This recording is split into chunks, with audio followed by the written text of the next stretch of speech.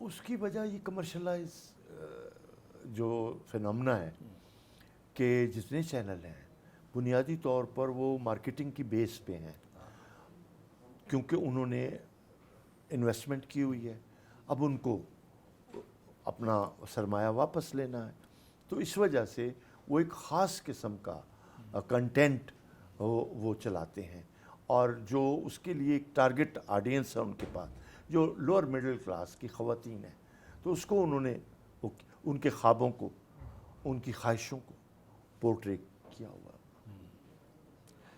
ارے بہت ساری یادیں ہیں، یہ نہ چھیڑنا، کیونکہ ہم نے بڑے سفر کیے اکٹھے، ہم نے بہت وقت اکٹھے گزارا، تو اگر آپ ایک بات کرتے ہو تو وہ یہ کہ وہ ہنسائے بغیر رہ نہیں سکتا تھا، اور وہ 10 گھنٹے بھی سفر میں ہم تھے تو وہی بولا ہے، ہمیں نہیں اس نے بولنے دیا، یعنی اتنے لطیفے، اتنی باتیں اس کے پاس تھی، تو وہ تو پھر ایک بات تو نہیں ہے نا، تو اس کے تو بہت پہلو ہیں۔ اصل میں متاثر پازیٹیولی ہونا چاہیے، پازیٹیولی متاثر تب ہوتے ہیں کہ جب آپ اپنے ہم اثروں کی اچھی چیزوں کو اپریشیٹ کرتے ہیں یا اس کو آپ ایکسپلور کرتے ہیں، تو وہ بات بنتی ہے۔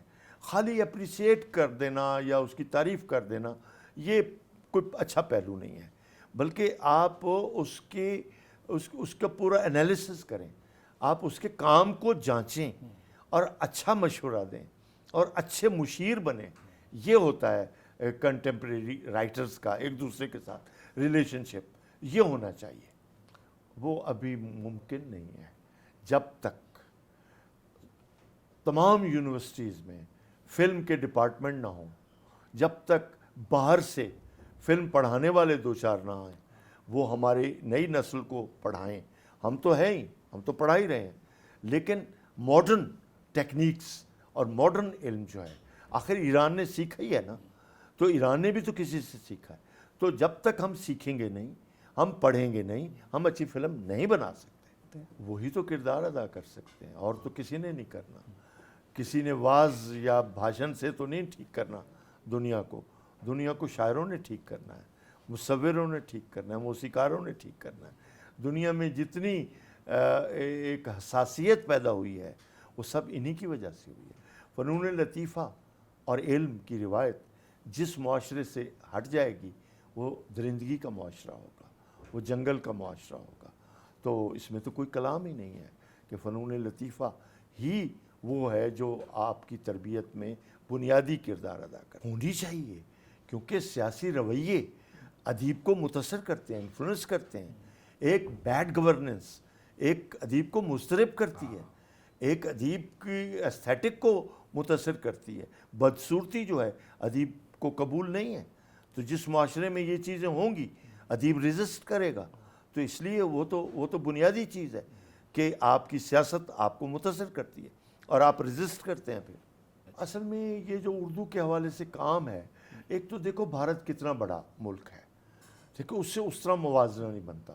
پھر ان کے ادارے، پھر ان کی یونیورسٹیز آپ کے علم میں ہیں کہ وہ بہت زیادہ ہیں، تو ہم کبھی بھی والیوم میں اس کو ڈیرائیو نہیں کر سکتے کہ کون بہتر کون، یہ نہیں ہے۔ اپنا ہم بتا سکتے ہیں کہ ہم ابھی اس مقام پر نہیں کہ اردو کی صحیح معنوں میں ترویج کر سکتے، ہم نہیں ہیں اس مقام پہ۔ ہمارے اداروں نے وہ رول پلے نہیں کیا، ہماری یونیورسٹیوں نے بھی وہ رول پلے نہیں کیا، تو ابھی سفر باقی ہے۔ اس کی وفات کا بڑا دکھ ہے مجھے۔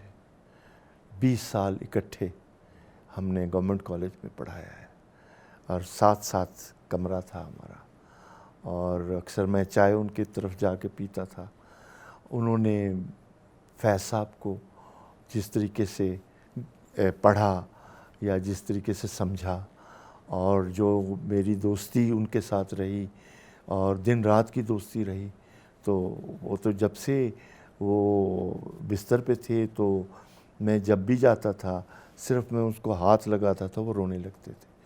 تو بہت بہت دکھی کر گیا ہے وہ، بہت دکھی۔ اور ٹی وی میں میرا ساتھی تھا، اور جو ہی میں جب گیا ہوں تو اس وقت سچ گپ اور ٹال مٹول ہو چکا تھا.